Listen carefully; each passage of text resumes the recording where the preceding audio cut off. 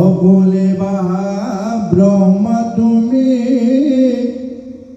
হৈ বুকে মতে তাহাৰ উত্তৰ মই অদেউৱে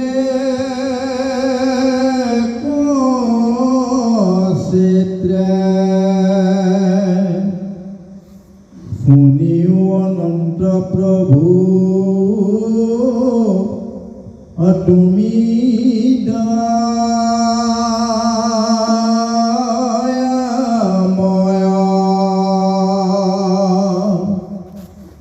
আত্মজুৰূপে জগতকে ব্যাপিয়া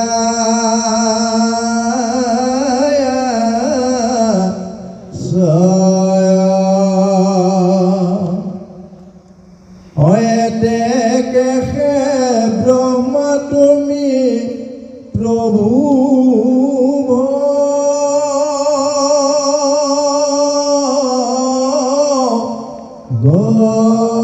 ভগৱন্ত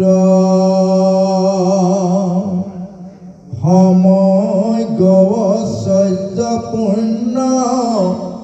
অয়চ্যুত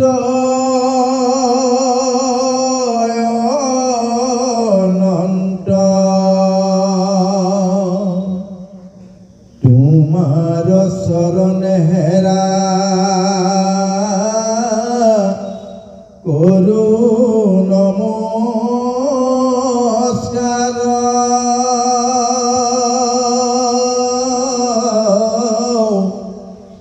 যেবে বৰ দিয়া শুনা বচনয়া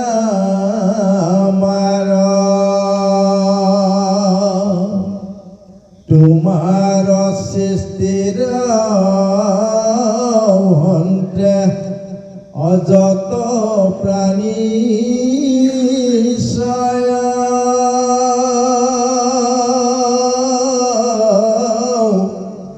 তাত হন্তে মোৰ মৃত্যু নুহি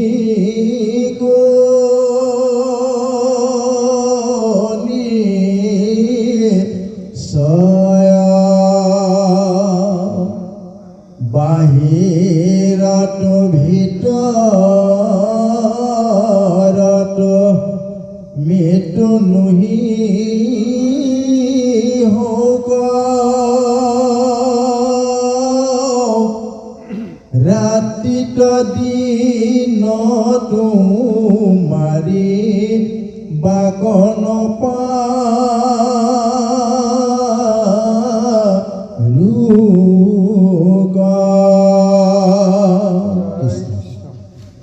জয় কৃষ্ণ।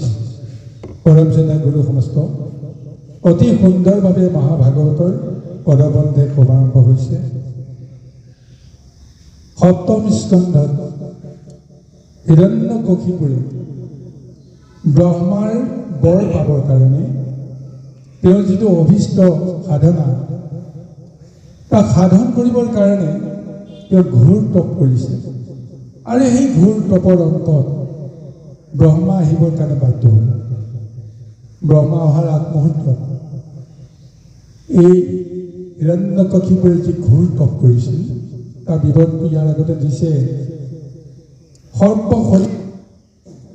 সৰ্বশৰীৰ উৰিয়ে ঢাকি পেলাইছে, তথাপিও তেওঁৰ তপ শেষ হোৱা নাই। ভৰিৰ ওপৰত তেওঁ থিয় হৈ আঙুলিৰ ওপৰত থিয় হৈ কৃষ্ণ আঙুলিৰ ওপৰত থিয় হৈ দুয়োখন হাত ওপৰলৈ তুলি ওম ব্ৰহ্মদেৱায় নমঃ, ওম ব্ৰহ্মদেৱায় নমঃ এই ব্ৰহ্ম মন্ত্ৰটোকে তেওঁ ঘোৰ তপৰ জৰিয়তে ব্ৰহ্মাক আবাহন কৰিছে। আৰু দেখা গৈছে যে লাহে লাহে তেওঁৰ তপৰ শক্তি বাঢ়ি গৈছে। উই সাফলো তুলিছে আৰু তেওঁৰ সৰ্বদেহ ঢাকি পেলাইছে। আৰু চৰাচৰ জগতত কোনোবাই যে ধ্যান কৰিছে, কোনোবাই যে তপ কৰিছে, তাৰ যেন এটা চিন চাপৰ হেৰাই গৈছে। কাৰণ তপস্যা দেশত কোনেও এই হিৰণ্যকশিপুৰক প্ৰত্যক্ষ কৰিব পৰা অৱস্থা নাইকিয়া হৈ গ'ল, উৰিয়ে থাকি পেলাই। তথাপিও তেওঁৰ দেহৰ পৰা যি অগ্নি বাহিৰ হৈছে, দেহৰ পৰা যি ধোঁৱা বাহিৰ হৈছে, এই ধোঁৱাই সমস্ত জগত অন্ধকাৰ কৰি পেলোৱাত তেতিয়া দেৱতাসকলে হাহাকাৰ কৰি উঠিছে, বুজি পোৱা নাই ক'ৰ পৰা কি হ'ল। তাৰপিছত তেওঁলোকে গৈ ব্ৰহ্মাৰ ওচৰত শৰণাপন্ন হ'ল। ব্ৰহ্মা সৃষ্টিৰ যিটো মহা অথন্তৰ হ'বলৈ গৈ আছে, এই বিষয়ে দেৱতাসকলে ব্ৰহ্মাক স্তুতি কৰি ৰক্ষা কৰিবৰ কাৰণে তেওঁৰ ওচৰত শৰণাপন্ন হ'ল। আৰু তেতিয়া ব্ৰহ্মাই তেওঁলোকক আশ্বাসিত কৰিলে, আশ্বাসিত কৰি যে হিৰণ্যকশিপুৰৰ মহাতপ এই মুহূৰ্ততে যদি মই ভংগ কৰিব লাগে, তেতিয়াহ'লে মই নিশ্চয় তেওঁ ইষ্টবৰ যিটো সাধন কৰিছে মই সেইখিনি দিব লাগিব। এই বুলি ব্ৰহ্মাই বাকী সমস্তৰ লগতে এই হিৰণ্যকশিপুৰৰ ওচৰলৈকে আহিল। দেখিছে হিৰণ্যকশিপুৰে উৰি সাপলৰ তলত তেওঁ ব্ৰহ্মাক স্তুতি কৰি আছে।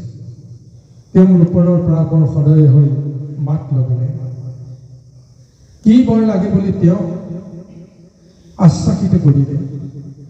তাৰপিছত কমণ্ডলৰ জল সেই উৰি সাপলৰ ওপৰত বা হিৰণ্যকশিপুৰৰ তপস্বী দেহৰ ওপৰত যেতিয়া ছটিয়াই দিলে, উৰি সাপল আঁতৰি গ'ল আৰু দিব্য পুৰুষৰ ৰূপত হিৰণ্যকশিপুৰ এটা প্ৰচণ্ড ৰূপ লৈ তেওঁ যেতিয়া ব্ৰহ্মাৰ ওচৰত শিৰত কৰি সেৱা কৰিলে, তাৰপিছত মহা স্তুতি আৰম্ভ কৰি দিলে ব্ৰহ্মাৰ ওচৰত।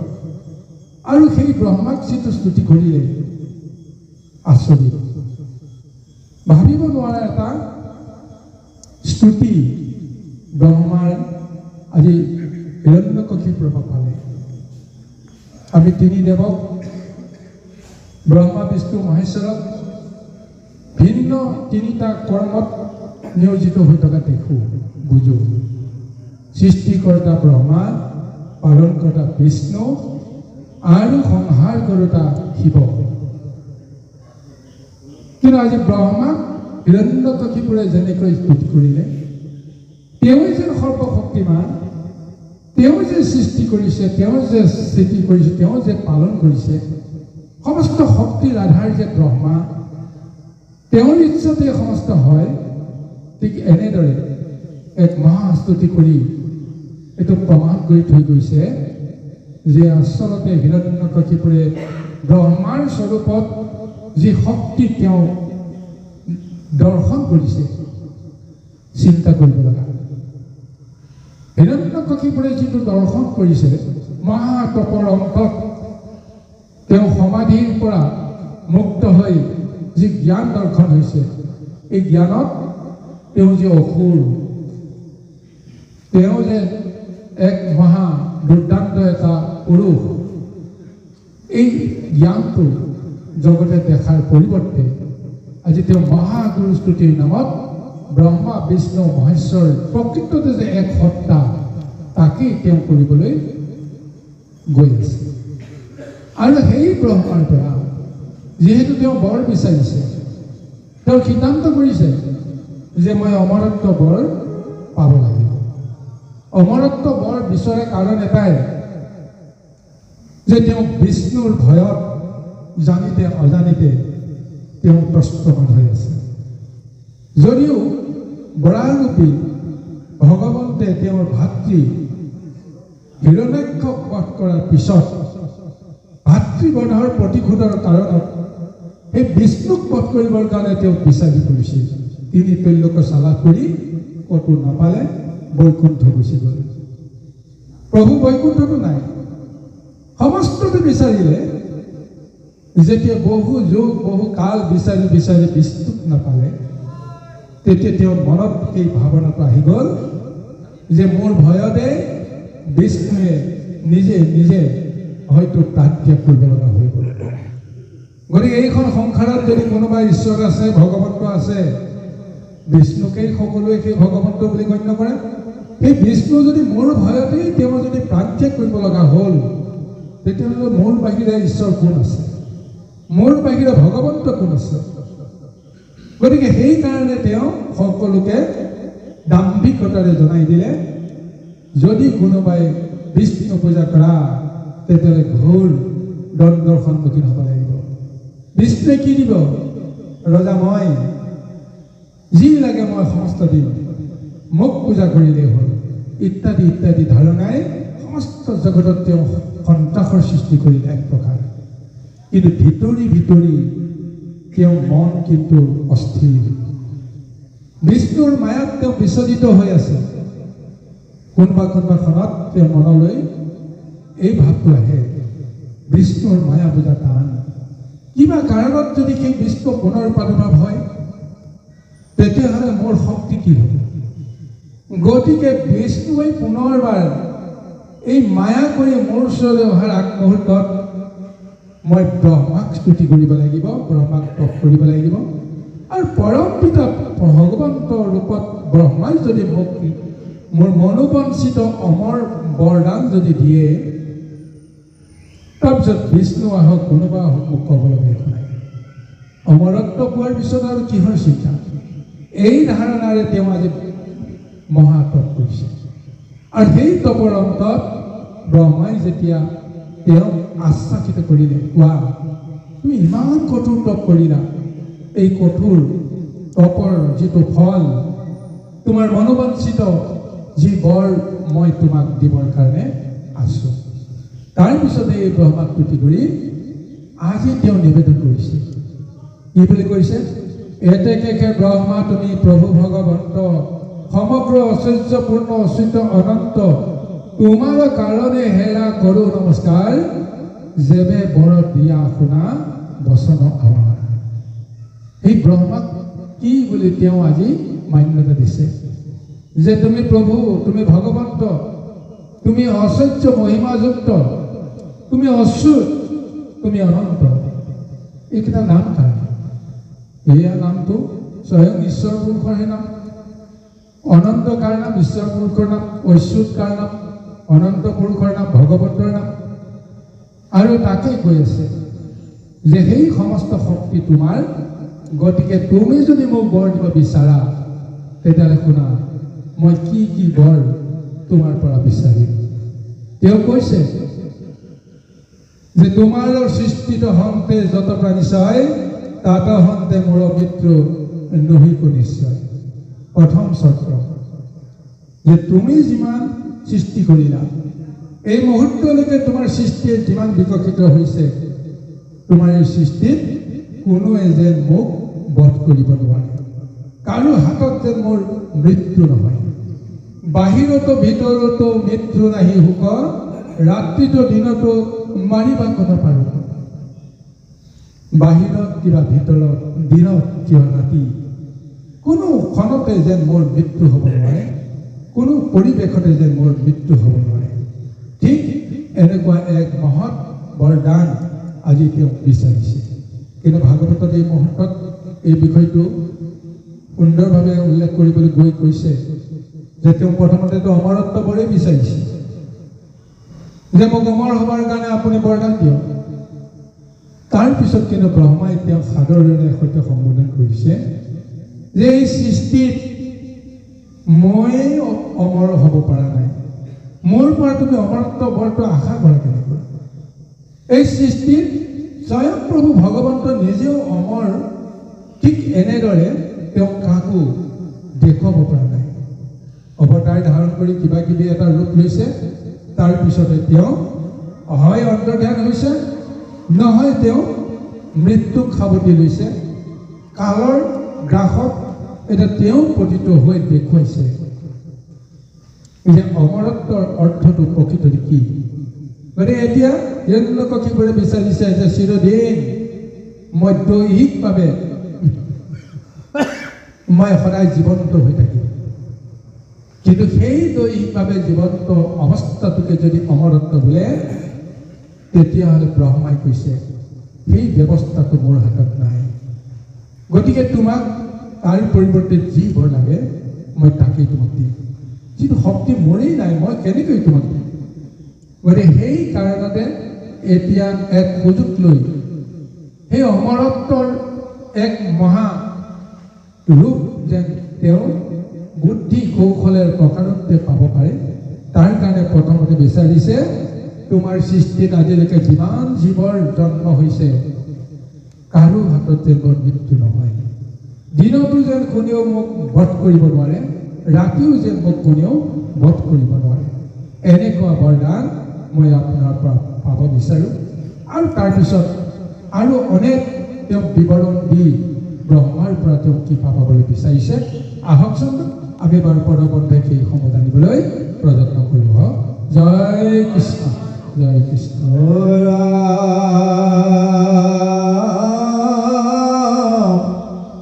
তোমার সৃষ্টির বিনা অনুপ্রাণী স্বয়ং মুক মারিবাক কেহু অনপারে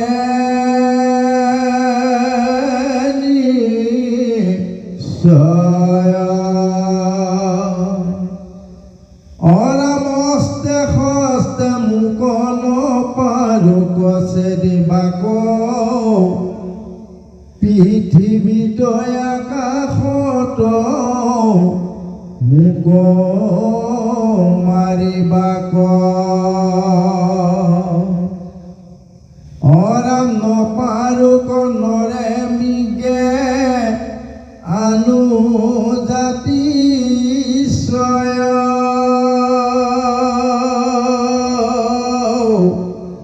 প্ৰাণ আছে মানে আনু অযত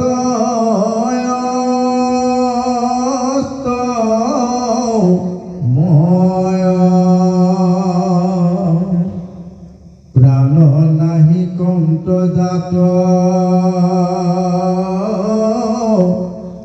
সিউ নোৱাৰোক দেবাসুৰ সৰ্পগণে মাৰিবাক মুক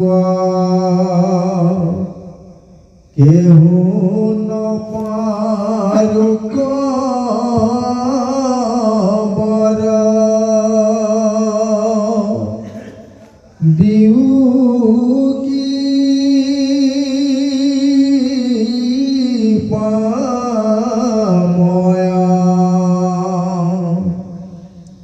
অযোধ্যে কেহু সমনক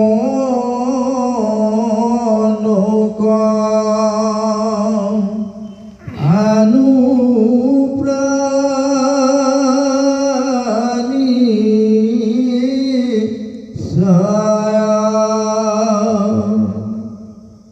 এৰাম তোমাৰ মহিমা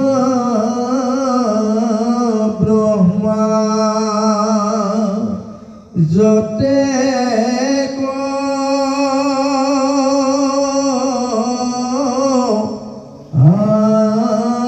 আশ্ৰয় সি হব মহিমা মুত মিলুক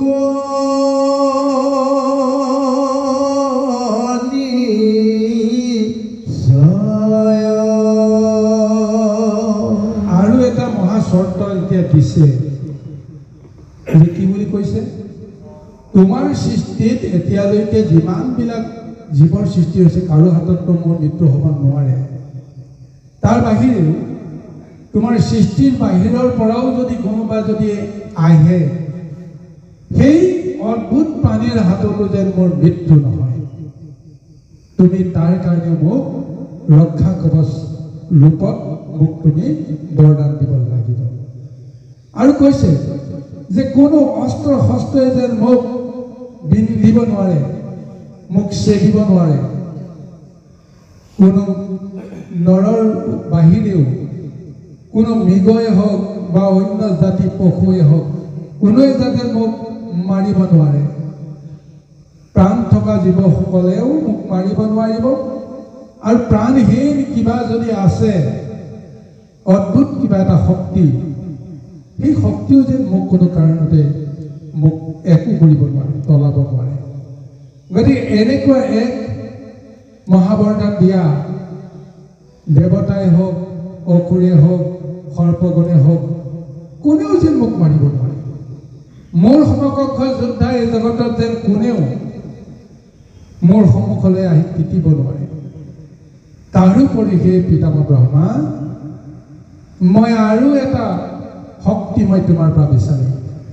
এই সৃষ্টিত তোমাৰ যিমান অপূৰ্ব শক্তি মহিমা আছে, সমস্তখিনি যেন মই আয়ত্ত কৰিব পাৰোঁ। অৰ্থাৎ তেওঁ হ'বলৈ গৈছে কি, যে ব্ৰহ্মাৰ সমকক্ষ, ব্ৰহ্মাৰ এক প্ৰতিৰূপ তেওঁ বিচাৰিছে। তেওঁ ভাবিছে মই ব্ৰহ্মাৰ যদি সমান হওঁ, পৰম পিতাৰ যদি সমান হওঁ, সেই পৰম পিতাৰটোৰ মৃত্যু নাই। আজি হিৰণ্যকশিপুৰৰ দৃষ্টি সেইটোৱে হৈছে। আৰু সেই হিৰণ্যকশিপুৰে সেইকাৰণে ব্ৰহ্মাৰ স্বৰূপটো পাবৰ কাৰণেও তেওঁলোকে ব্ৰহ্মাৰ পৰা তেওঁ আশীৰ্বাদ বিচাৰিছে, বৰদান বিচাৰিছে। কি অলৌকিক এক সপোন দেখিছে চাওক। গতিকে সেই গুৰু সমস্ত মৃত্যুৰ ভয়ত শংকিত হোৱা জীৱবিলাকৰ মনৰ যি বিচ্যুতি ঘটে, অদ্ভুত অদ্ভুত কিছুমান চিন্তাই নিজৰ মন বুদ্ধিক কোনটো দিশলৈ লৈ যায় ক'ব নোৱাৰে। আজি মহাদুখ এতিয়া তেওঁ ব্ৰহ্মাৰ ওচৰত কৰিবলৈ গৈ তেওঁ বুজিব পৰা নাই তেওঁ সেই দুখটো কি। এইটো দুখ ইতিমধ্যে যে তেওঁ কৰে, তোমাৰ সমস্ত শক্তি মোক তুমি প্ৰদান কৰা, তোমাৰ সমকক্ষ যেন হ'ব লাগে। গুৰুৰ সমকক্ষ হ'ব পৰা এই আকাংক্ষাটো যি শিষ্যই কৰিব, সেইজন কিমান দূৰাকাংক্ষী হ'ব লাগিব। সেইজনে প্ৰকৃততে গুৰুক তেওঁ শ্ৰদ্ধা কৰি ভক্তি কৰি নে গুৰুক তেওঁ অৱমাননা কৰিবলৈ কৈ আছে। তুমি যদি মই গুৰু আৰু শিষ্য ৰূপত সমশক্তি লৈ যদি সমানে আসন গ্ৰহণ কৰোঁ, সৃষ্টিত মৰ্যাদা কি থাকিব? ঈশ্বৰ আৰু ভকতৰ মাজত পাৰ্থক্য কি থাকিব? আজি সেই পাৰ্থক্যটো ধ্বংস কৰিবলৈ গৈছে কোনে? এজন ভক্তই বা শিষ্যই গুৰুৰ সমানে শক্তি আহৰণ কৰিবলৈ ধৃষ্টতা কৰাটো কিমান মূৰ্খামি হ'ব পাৰে। এতিয়া ব্ৰহ্মাই তেওঁৰ ওপৰত ৰুষ্ট হৈছোঁ বুলি ক'ব নোৱাৰে, কাৰণ আগতেই সন্তুষ্ট হ'বলৈ কৈ দিলে। কিন্তু মনে মনে তো ৰুষ্ট হ'ব লাগিব। গতিকে আজি গুৰু গোসাঁই নমনা এটা স্বৰূপ যে প্ৰকৃততে হিৰণ্যকশিপুৰে নিজেই প্ৰকাশ কৰি দিছে, তেওঁ ভাবিব পৰা নাই। আৰু ইয়াতে ভগৱন্তে কৰিছে মহালীলা। আহকচোন আৰু ব্ৰহ্মাই এতিয়া তেওঁ সেইদৰে তেওঁ বৰদান দি তেওঁক উৎসাহিত কৰে। আমি সেই বিষয়ে পুনৰ পৰলৈকে উভতো। কৃষ্ণ কৃষ্ণ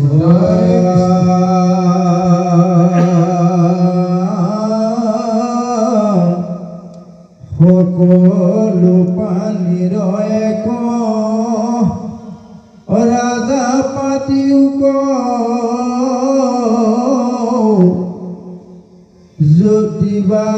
যদি আহিব ব্ৰহ্মা দিও মোক দিগপাল গণৰ হিমায় আছে যত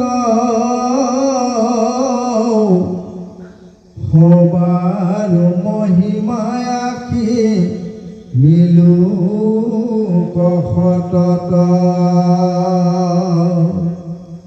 অয়নি মাল ঘিমা যত অসহ্য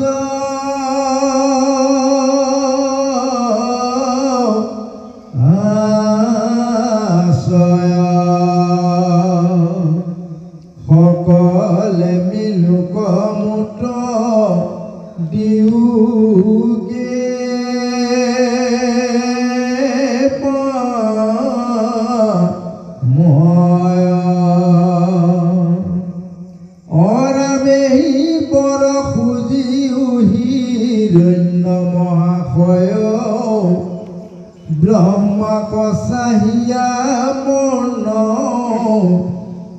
সেয়া ৰৈলা তয়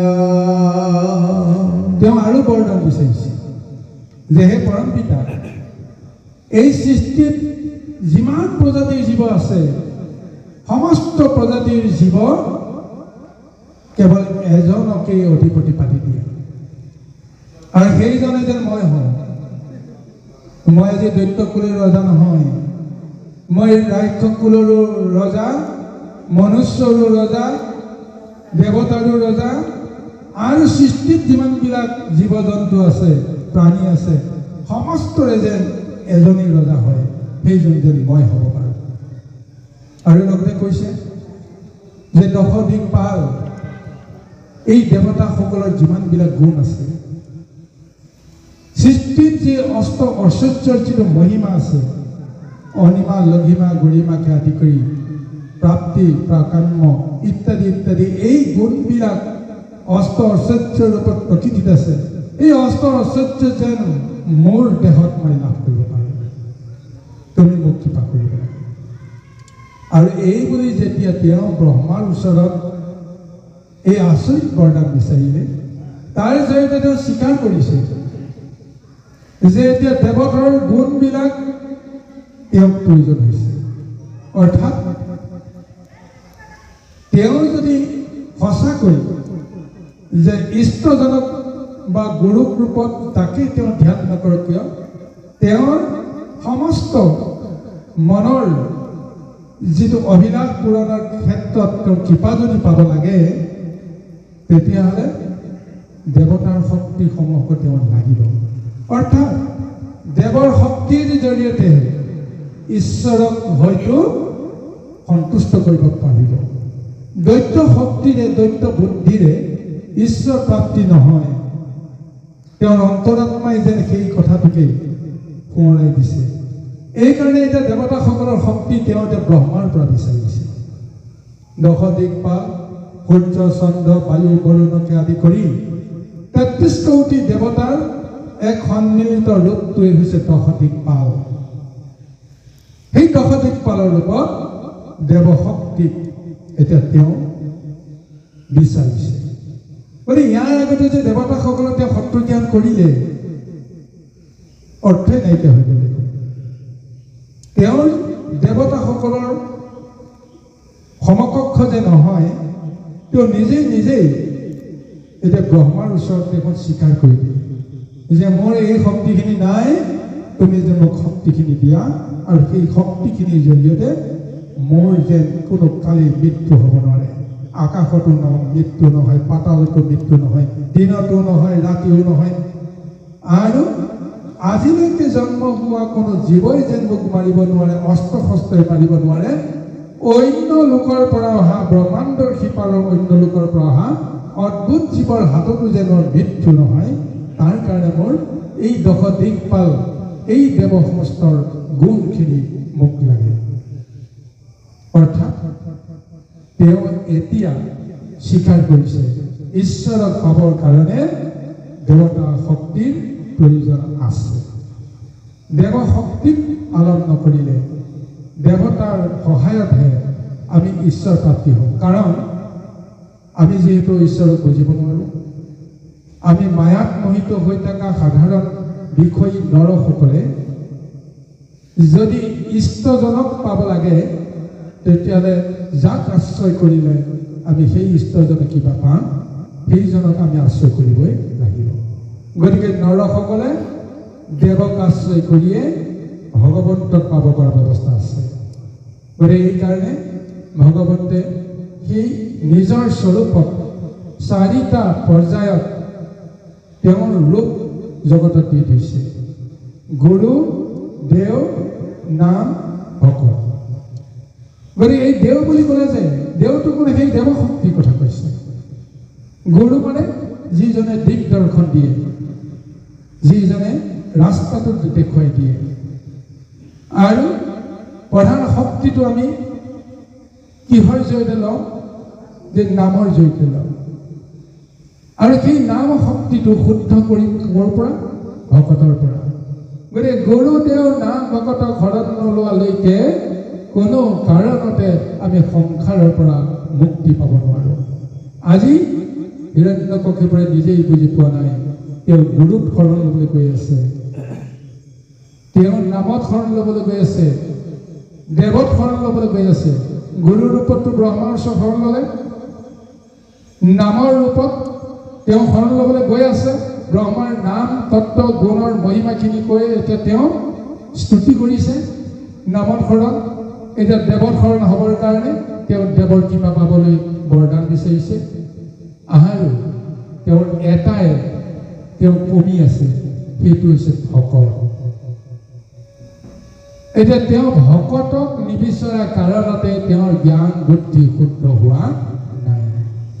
গতিকে ভকতৰ সংগ পালেহে জ্ঞান বুদ্ধি বিবেক বিবেচনা সমস্তখিনিয়ে এটা পূৰ্ণতাত ৰূপ পায়, নিৰ্মল ৰূপ পায়। আজি ভকতৰ দৰ্শন নহ'লে বিষয়তেই মজি থাকিব লাগিব। ভকত দৰ্শন হোৱাৰ লগে লগে বিষয়ৰ পৰা আমি লাহে লাহে পৰিত্ৰাণ পাওঁ। এতিয়া সেইকাৰণে প্ৰভু ভগৱন্তে পিছত ভকতৰ দৰ্শনৰ ৰূপত তেওঁৰ গৃহতেই মহাভকতৰ মহা আবিৰ্ভাৱ কৰাব।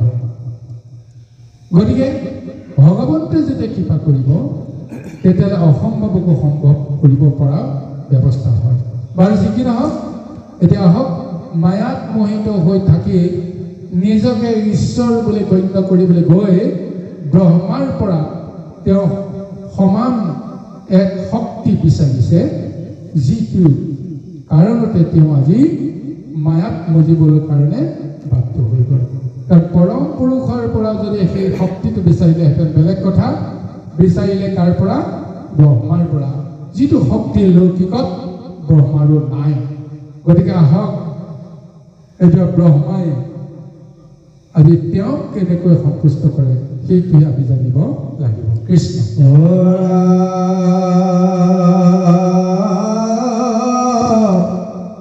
সপ্তম স্কন্ধৰ দয়ে তিনি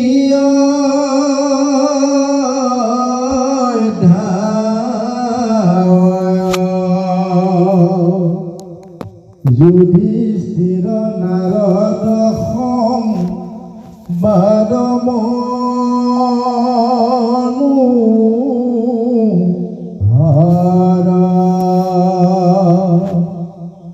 এহি মতে গৈল সোধা মৃত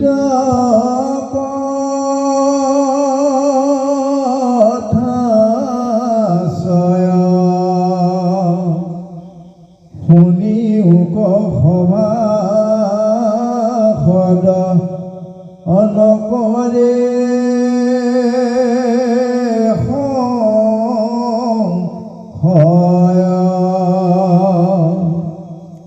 নাৰদে বুলন্ত শুনা ৰাজা যুধিষ্ঠিৰ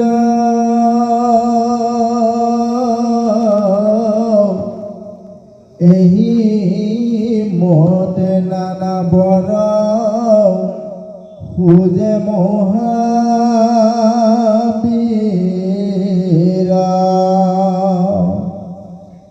অৰামানন্দিত মন হুয়া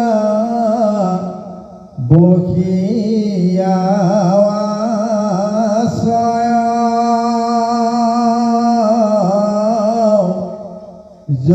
যদ্যপি দুৰ্লভ বৰ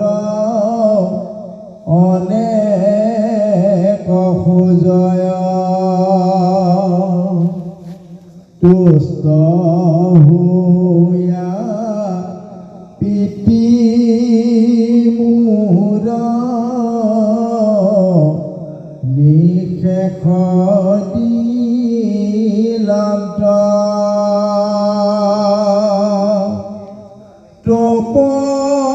তপস্যাত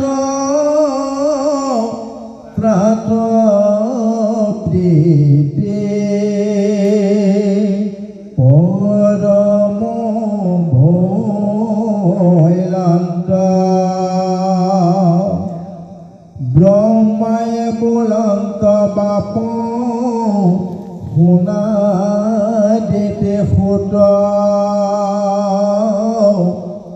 যতে খুজিলা বৰ হবে অদ্ভুত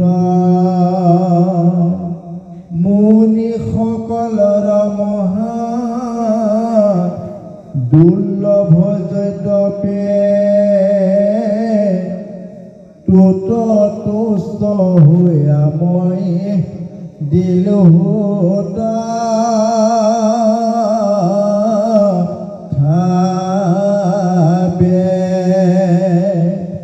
ভগৱন্ত ব্ৰহ্মাৰ অবৈধ বৰ চৰ হিৰণ্যক শিপু মায়া আনন্দহী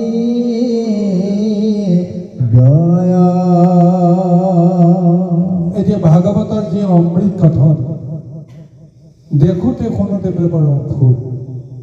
আজি এই কথাখিনি কৈ এতিয়া নাৰদে যুধিষ্ঠিৰলৈকে চাই পুনৰ কৈছে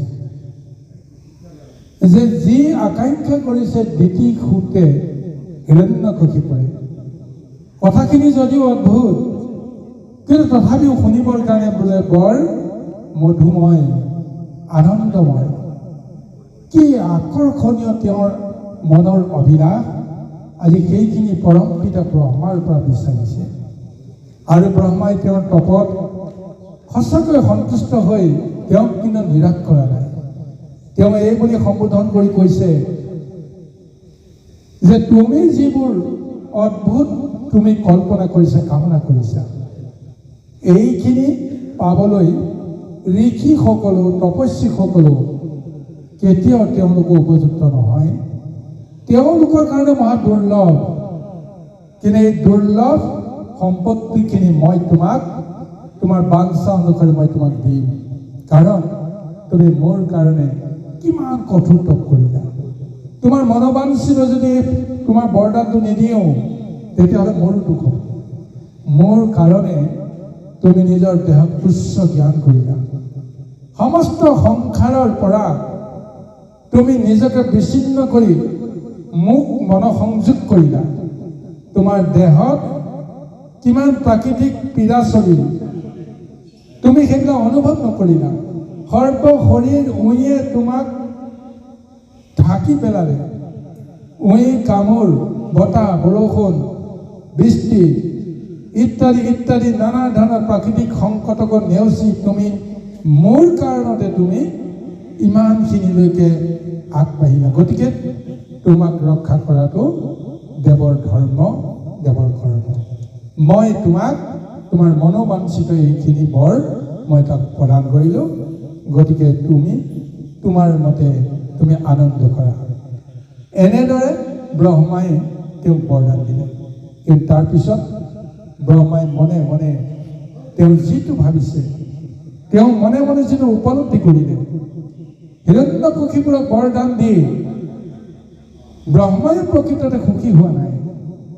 কাৰণ তেওঁ জানে যে অদ্ভুত বৰটো বিচৰা মানে তেওঁৰ সৃষ্টিত আৰু এক ধুমুহাৰ তেওঁ এক জন্ম দিব, যাৰ কাৰণে সৃষ্টিত নানা ধৰণৰ হয়তো দুৰ্ঘটনা আহিব, দুৰ্ঘৰ সংকট আহিব।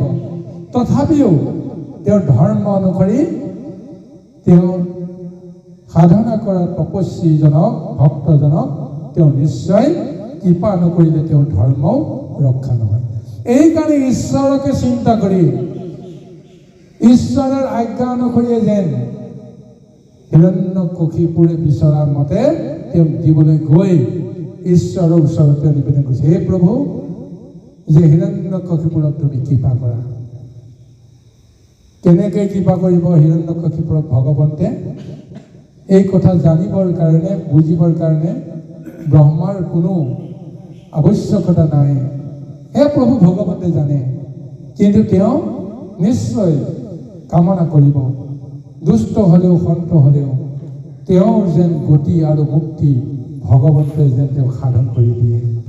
এইটো কাৰণতে ঈশ্বৰৰ আজ্ঞা অনুসৰিয়ে হওক নিজৰ ধৰ্ম ৰক্ষা কৰিয়ে হওক এনেদৰে হিৰণ্যকশিপুৰক মনে বিচৰা অমৰত্ব বৰৰ পৰিৱৰ্তে সেই অমৰত্বৰ সমকক্ষ এক মহা বৰদান দি তিনি তেওঁলোকত এক আচৰিত শক্তিত হিৰণ্যকশিপুৰক পুনৰ প্ৰতিষ্ঠা কৰিছে কৃষ্ণ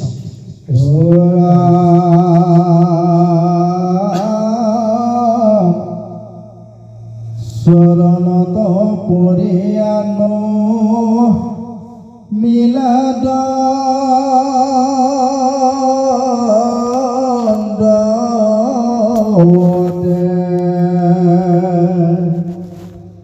অনেক ভকতে কৰি লন্তয়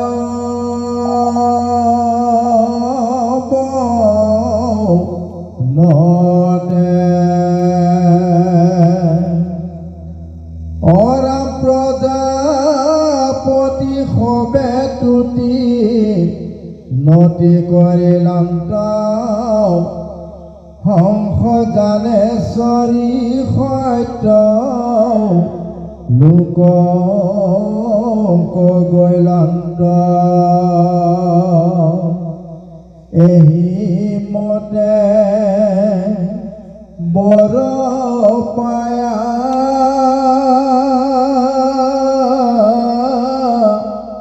দৈত্য মহাশয়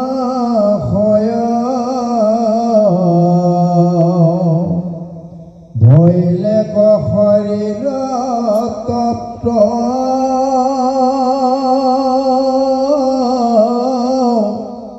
সুবৰ্ণ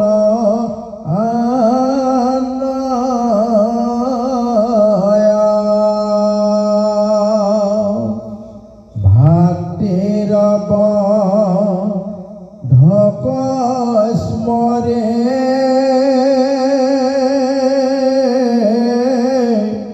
হিৰণ্য কশিপু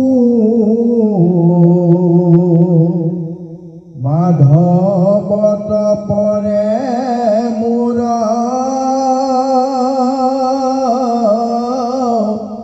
নাহি আনাৰি পৰম শ্ৰদ্ধা সাধুগুৰু বৈষ্ণৱসকল আমাৰ মাজত আৰু ভালে কেইগৰাকী পাঠাচাৰ্য আছে আমি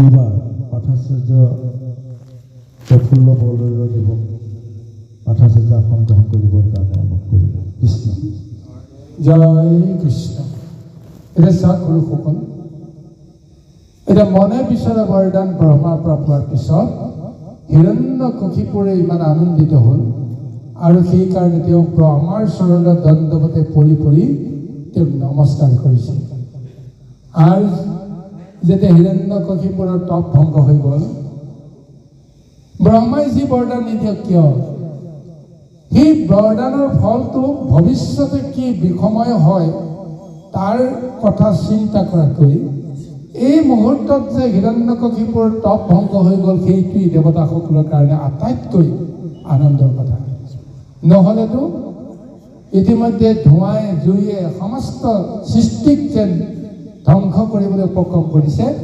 দেৱতাসকলক যেন নিক্ষেপ কৰিবলৈ কাৰণে উপক্ৰম কৰিছে তাৰ পৰা অন্ততঃ তেওঁলোকে এতিয়া ৰক্ষা পৰিব গতিকে ব্ৰহ্মাই হিৰণ্যকশিপুৰক বুজাই বঢ়াই অন্ততঃ বৰদানৰ নামত কিবা এটা দি সময় এটা বিচাৰি পালে এই দেৱতাসকলে ৰক্ষা কৰাৰ কাৰণে গতিকে ব্ৰহ্মাক যেতিয়া আশ্ৰয় কৰিছে তেওঁলোকৰ এটা পৰম বিশ্বাস হৈ গ'ল পিতৃ পুৰুষে কেতিয়াও সন্তানৰ অনিষ্ট সাধন নকৰে যেনেকৈ নহওক আমাক ৰক্ষা কৰিবৰ কাৰণে তেওঁ বাক্য দিছিল আৰু হিৰণ্যকশিপুৰ যিমান দুৰ্দান্ত নহওক কিয় সম্প্ৰতি তেওঁ আমাক কোনো কাৰণতে যে মানে নিষেধ কৰিব নোৱাৰে তাৰ কাৰণত তেওঁলোক আনন্দিত হৈছে আৰু ব্ৰহ্মাৰ গুণগান গাই তেওঁলোক নিজ নিজ স্থানলৈকে গুচি গৈছে এতিয়া ইয়াৰ পিছত